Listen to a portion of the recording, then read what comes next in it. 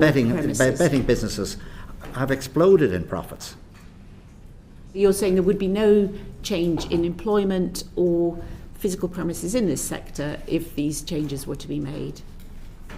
It's always hard to say no, definitely no. But what I can say is there will be, because other factors come into account, but I do not see any reason why betting shops or people employed in betting shops should go down because of the tax rises. Now, betting shops are closing before these tax rises.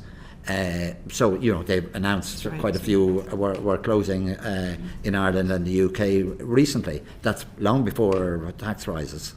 So it is just what's happening. Quick answers from the others, Dr. Bertram. Yeah, I think what's happening is you've effectively got two different forms of industries, and one is wrapping itself in the cloak of the other. So the betting industry wants to portray itself as the harmless bet on the Grand National, the flutter in the kinds of arcades that you're describing. What we're really focused on is this app, and you are just sitting on it in your home and you are losing huge amounts of money in a very short space of time. It's an adversarial relationship between a bookie and a punter.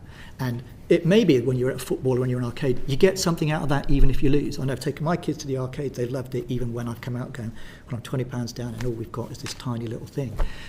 But when you're doing that on your app, there is nothing that you gain. And so what we are saying is you've got to raise the tax on that. And what I'm also saying is that the number of jobs in that area is far fewer.